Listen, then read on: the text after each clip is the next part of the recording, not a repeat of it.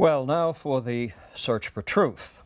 The search for truth is a search that can only be undertaken once one has defeated, or at least neutralized, the most cogent of sophist and skeptical claims against the very possibility of truth. And in any number of the dialogues composed by Plato, we see the skeptical position being taken head-on and an attempt made to refute it. Of course, the history of skepticism is one of the most formidable in the history of philosophy. Victories over it are always tentative. There's no final and telling defeat of skepticism in every form, but there are fairly good counters to the more worrisome skeptical claims. Some of these are cogently developed in the dialogue Plato titled Meno, named after the young Athenian aristocrat, Meno, who confronts Socrates and bids him hello. Now, Meno has been traveling, perhaps to Thessaly, which has a very great school of sophist teaching, as Socrates acknowledges at the very beginning of their conversation. Meno begins by asking whether virtue is acquired by teaching or by practice, or perhaps it resides within us by nature. Socrates recognizes the sophist source of questions like this, noting that one of their chief locales is the city of Larissa, which is Meno's hometown. So you see, the knowing readers or audience for this dialogue understand what's going on here. We've got someone from a sophist background raising one of these very interesting questions, likely to undo one's interlocutor. Where does virtue come from? Is it taught? Is it in us by nature, etc.? Now, unlike the sophists who answer all such questions, Socrates declares himself to be just another ignorant Athenian. You see, I'm not from Larissa, what do I know? In thus confessing his ignorance of the subject, Socrates disappoints Meno, who asks, "Am I to carry that report back to Thessaly? Do you see, shall I go back to my home community and say this man knows nothing about this important subject?" What Meno is testing is the sense in which anything can be said to be known. If it is not a subject that can be taught, then it must be known in some other way. But if it isn't an object that we can point to or hear or taste, then just what is it that is known? Virtue is spoken of so often and with such confidence, but what is its source? And how is it to be understood? If we don't know it by direct experience, we have no route to discovery. And if we can't define it, we really have no way of knowing just what it is we're looking for. Meno puts it this way: "How will you inquire, Socrates, into that which you do not know? What will you put forth as the subject of inquiry? And if you find what you want, how will you ever know that this is the thing that you didn't know?" So you begin to see the art of sophistical interrogation. Here we are, the stock sophist challenge to one who claims to be searching for the truth. The search is shown to be an idle activity, and we can safely abandon such futile projects and get on with the serious business of life. Now, Meno is attended by a servant boy, a young servant, in some translations a slave, a doulos, a young servant described by Meno himself as a barbarian. And we want to recall the sense that we attach to the term barbarian when the ancient Greek writers use it. They are not referring inevitably to someone in a loincloth with straggly hair and grunting in no known form of language. Rather, they're referring to a non-Greek speaker, to someone who is not part of the Hellenic culture, to someone outside the bounds of Hellenic paideia. The Greeks did have a rather uppity attitude toward the non-Hellenic world. This was based on their own judgment that the non-Hellenic cultures had not achieved anything on the order of what the Hellenes had achieved, and therefore they should enjoy some pride of place when it comes to philosophy, the rule of law, the idea and realization of beauty, etc. One might say, to some extent, an earned uppityness. Nonetheless, there was a full appreciation of the fact that these different cultures produced persons of great power and nobility. The Greeks had been defeated often enough by alien cultures not to underestimate the abilities of their adversaries or their friendly neighbors, whether those were in Egypt or Persia or elsewhere in the known world. So to refer to someone as a barbarian is not to refer to someone of an inferior stripe, except in the cultural sense. Well, Socrates asks Meno if it's all right for him to ask this young servant boy some questions. By the way, has he had any education? And of course, Meno says, no formal education. Does he know mathematics? Well, of course he doesn't know mathematics. Barbarians don't spend a lot of time learning mathematics. Well, this much established, Socrates calls the boy over, and as he engages him in a kind of colloquy, Socrates starts sketching some figures in the sand. Now, we have a good idea of the sorts of things he was sketching. He asks the boy whether he realizes that if this is the case, then that's the case, and if this is so, then wouldn't that be so? And this goes on for a time. As the interrogation proceeds, it becomes quite apparent that the boy recognizes certain quite basic relationships of a mathematical nature, indeed of a geometric nature. And in the culminating series of questions, this now depending on how one interprets just what it was that Socrates was drawing in the sand, we're led toward the conclusion, perhaps tentative, but we are led toward the conclusion that the boy appreciates the fact that the area of a square is uniquely determined by the length of a diagonal drawn through it. Which is to say, the boy comprehends the truth of what? The Pythagorean theorem.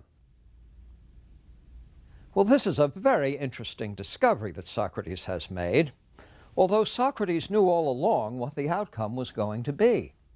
And he then says to Meno, well now, did I give him the answer to this problem? Did I solve it for him? No, you didn't solve it for him. Well, is this something he learned in school? Was this in a course of studies completed or something he learned from tapes from the teaching company, etc.? No, it wasn't anything like that at all. So then the question that naturally arises is, well, how does he know it? What's the source of this knowledge? You can imagine the surprise here now. You've asked a young servant, a slave, all sorts of questions.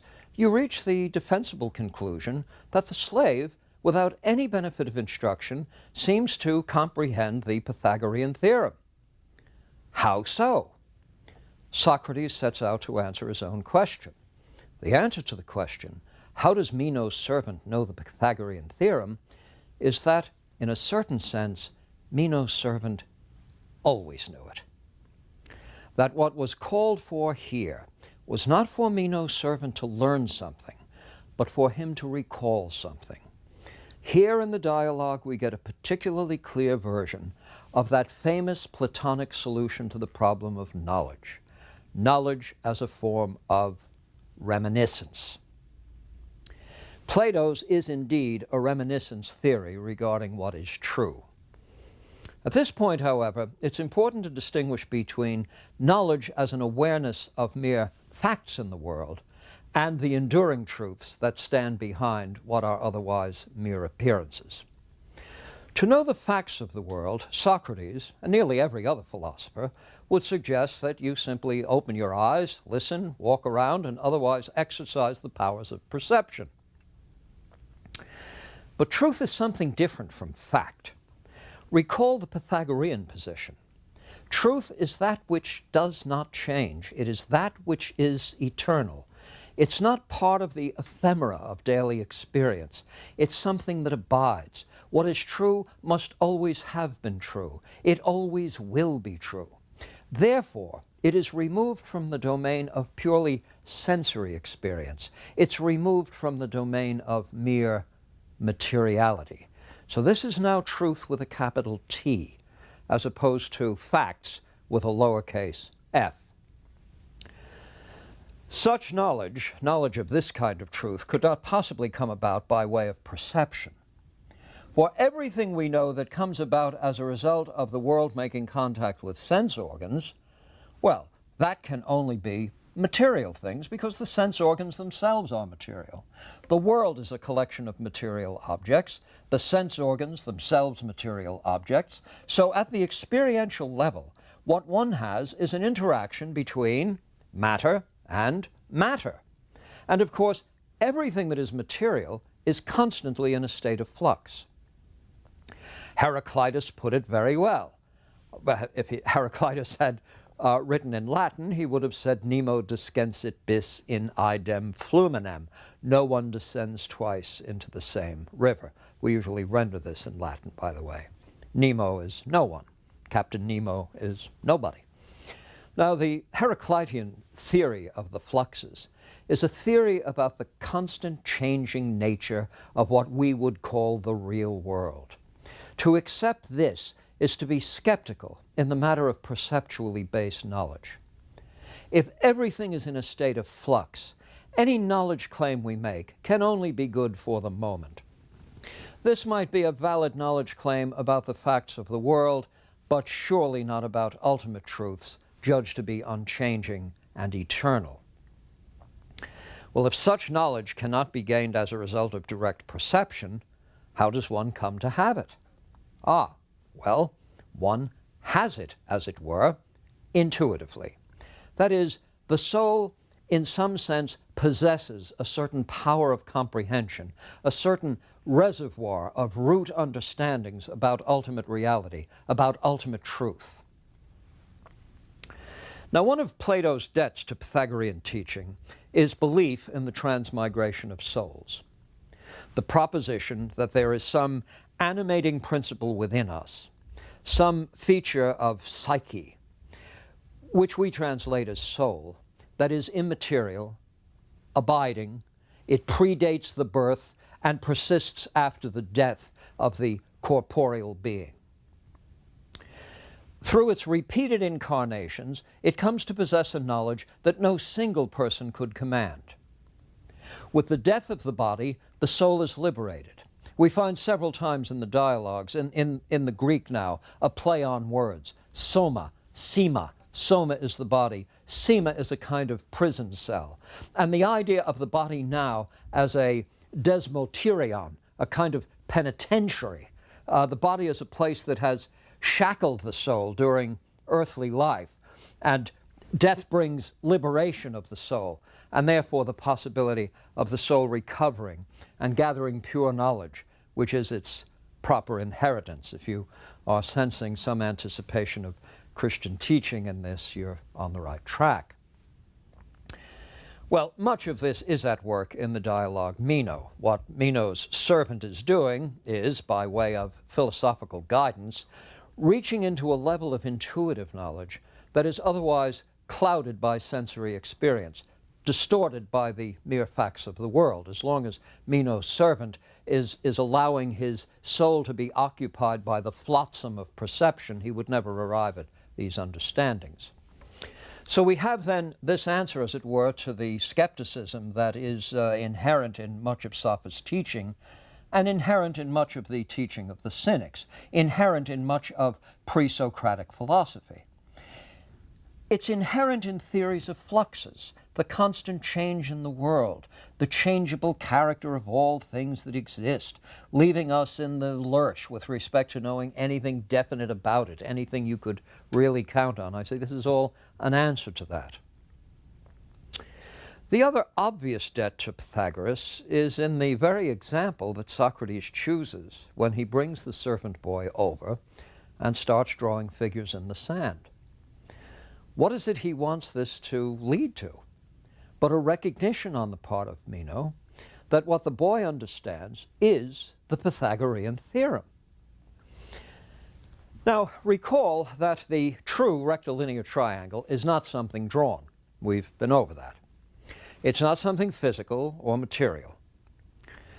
The true rectilinear triangle is what is instantiated by a mathematical relationship. Remember Pythagoras and the divinity of number.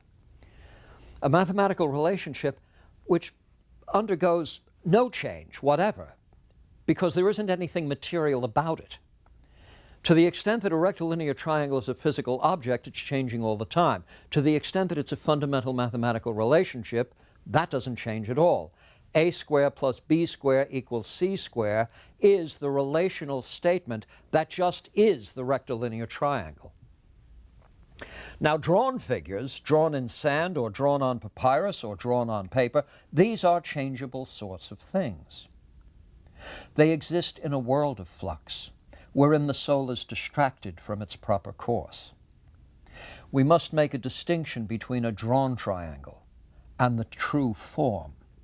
The drawn triangle is an empirical thing, accessible to the senses, inevitably undergoing change and degeneration and ultimate destruction. The true form of the rectilinear triangle suffers no such fate.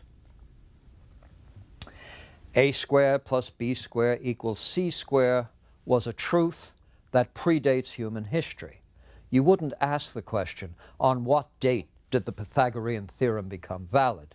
It's a truth that will remain when the last human being has disappeared from the face of the earth and the cosmos has suffered the heat death, depending on which of the cosmological theories you find most appealing, or in this case, perhaps least appealing. On the understanding that everything that exists is finally going to approach that maximally entropic state in which there is homogeneous distribution of an infinity of little particles spread out through a spaceless universe, even on that understanding, what? A squared plus B squared equals C squared. It remains true. Now, what is it about the soul that can allow it to make contact with a truth of that kind? What is it about our rationality that can make contact with something like that? Well, you begin to see immediately that it can't be something about the psychology of the individual that is perceptual that's going to be able to do this. It can't be the retina that's doing this. Surely Pythagoras did not arrive at that theorem by laying his measuring rod along various right-angled triangles, happily and luckily finding the first one to be a 3, 4, 5 triangle, which would make the arithmetic come out quite neatly. Surely, except for the 3, 4, 5 rectilinear triangle, it would be unlikely that measurement would generate such a theorem. 3 squared plus 4 squared does equal 5 squared, but matters become very, very difficult when different combinations of numbers are used. Consider a case where the altitude of the triangle happens to be 6.37 inches and the base happens to be 2.4436 inches. Well, you begin to see this turns out to be a rather difficult thing. You might even need a computer for this if you're trying to arrive at a theorem like that empirically. Similarly with pi. You don't come up with 3.1416 forever and ever and ever as a result of some experiential undertaking, because that is an experience that would have to go on for all eternity, just as pi is a series of numbers that would go on for all eternity. So you don't come up with transcendental numbers or imaginary numbers and the like experientially. Nothing in the realm of fact is the square root of -1. Now, where do these notions come from, then, since they don't come from experience on this argument or analysis? Well, obviously, they must be there, in a sense, in some a priori way, which doesn't necessarily mean temporally prior to experience, but, as it were, logically or conceptually prior to experience, as there is nothing in experience that will convey something like this. Nothing in experience will convey square root of -1. And as rational beings are clearly in possession of ideas like this, they must be in possession of these ideas independently of experience. Again, this is an intuitionist, as it were, an intuitionist's theory of knowledge, a theory of knowledge based on the proposition that what is firmly known and known to be true, and that which could not possibly be known as a result of experience, must be part of the very gift of rationality itself. It must be something coextensive with the life and thought of a rational being. Now, on the Platonic account, and here let me pause for a moment and clarify what I mean by the Platonic account.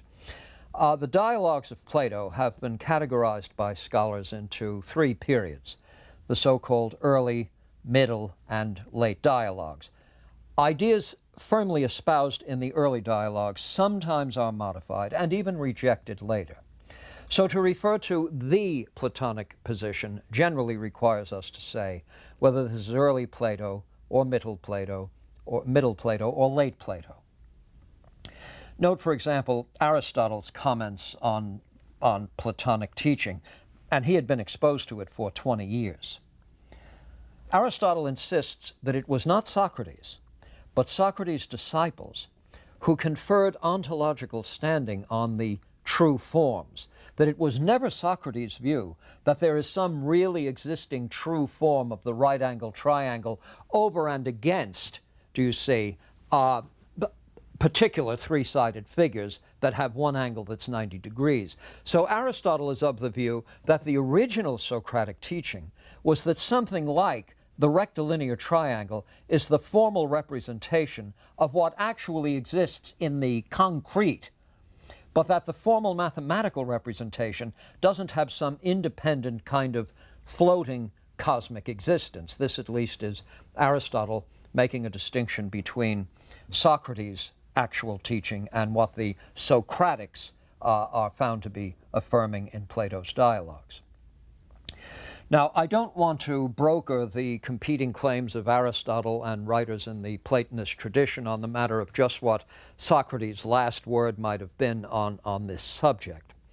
But I say, as early as Aristotle's own writing, we see the controversial claim that teachings of Socrates were transformed by his students and may not be reliable guides to Socrates' own thought.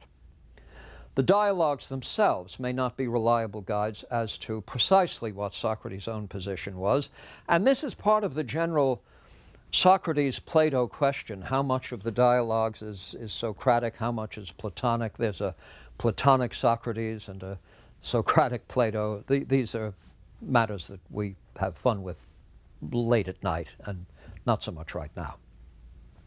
I don't plan to make these fine distinctions here, quite apart from the fact that much time really would be consumed by attempts to make these distinctions, is the more fundamental consideration. When what is at issue is one of the great ideas in the history of philosophy, it's far less important to determine what Socrates really believed than it is to determine whether the proposition is true and defensible. What Socrates' personal position might have been on whether or not true forms have bona fide ontological standing, or whether the true form simply refers to an abstract representation of that which can only exist in experience, is for Xenophon or some later biographer of Socrates to figure out. But whether or not true forms in that Platonic sense can legitimately be regarded as having some kind of ontological standing, some sort of real, immaterial existence in the domain of actual things, is a philosophical proposition worth our attention. Again, whether Socrates finally subscribed to the view or not. Now, if we take the position that mathematics is just the right model for getting at the truth, capital T, that is, that truth inevitably refers to that which is an unchanging form, and that ready to hand is an abstract mathematics that vindicates that very belief, we may make progress in dealing with all of the problems of knowledge.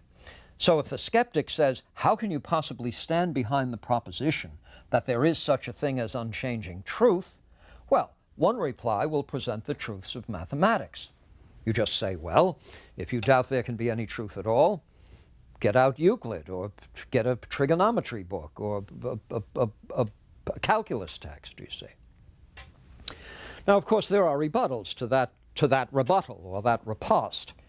And we will be confronting these in the course of later lectures. One can turn around in the spirit of David Hume and say, well, yes, there are these mathematical truths, but these are really truths about words, not truths about anything having real existence. I say we'll get into revived forms of skepticism and indeed firm defenses of empiricistic alternatives to the account discussed here. But Plato was satisfied that the truths of mathematics were sufficient to put skepticism itself on notice. There really do seem to be things that can be known certainly, and mathematics has established that these things can be known with certainty. So the problem of knowledge now becomes understood as a search for the kinds of truths that will match up with mathematical certainties. We should be looking for relational truths of the sort instantiated, for example, by the Pythagorean theorem. The true right-angled triangle is expressed by this theorem, which is the triangle's true form, as distinct from sketched three-sided figures observable through perception. The former, the true form, is immutable, and the latter is what? It's a pure counterfeit. Now, if the true form of something cannot be reached through experience, what's left? Well, what's left is an essentially rational enterprise. Not an experiential enterprise, but a rational enterprise. And what form must this rational enterprise take? It takes a form which, in the Greek, is referred to, the Greek term for it, as the elenchis, a dialectical or argumentative approach, but not argumentative at the level of rhetoric. It's an approach that sets out simply to show your adversary is a dunce or dullard. It's a bona fide search for truth, not a search for victory, where the rhetorician or the sophist might want to show an adversary to be a dunce. One engaged in the elenchus is really trying to get at what really is the case without showing anybody up. We're all in this together. Let's argue it through. Now, I should say, as I said in a previous lecture, that it's quite easy to libel the sophists in this regard. There were members of the sophist teaching fraternity, of course. One who comes to mind and who figures in Plato's Republic is Thrasymachus, who taught for pay and who seemed to be engaged in a set of argumentative ploys that were rather showy, and I should think intended chiefly to reduce one's interlocutor to utter confusion and make him seem like an utter dunce.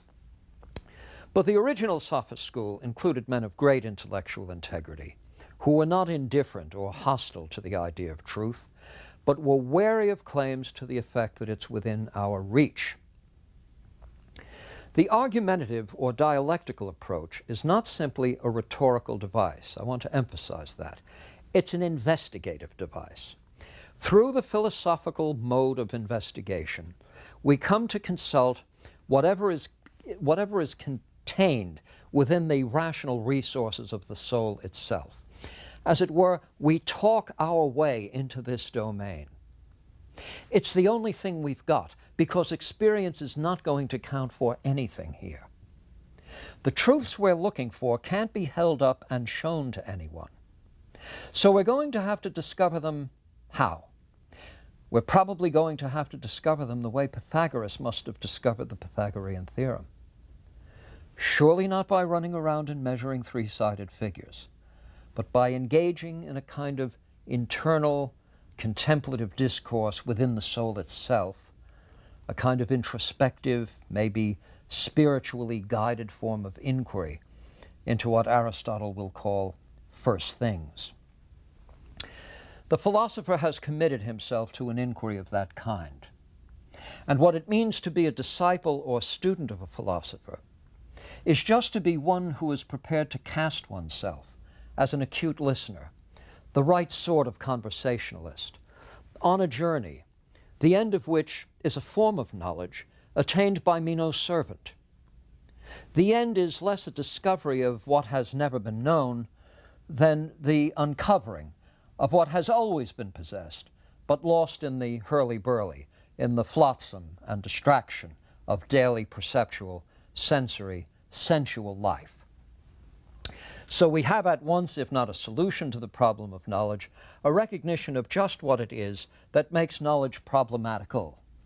Knowledge is problematical owing to this slavish reliance on experience, as if experience could teach us things like this. Clearly, every man, woman, and child, as well as most of the creatures of the animal kingdom, have experiences minute by minute, 7 days a week, 365 days a year, and yet the world is home to villains and fools, a few wise men, distracted people, the mad, the weird, the mentally deficient. There's a panoply of human types and types of lives, and it's idle to attempt to discriminate between or within groups such as these on the basis of experience, for experience is ubiquitous.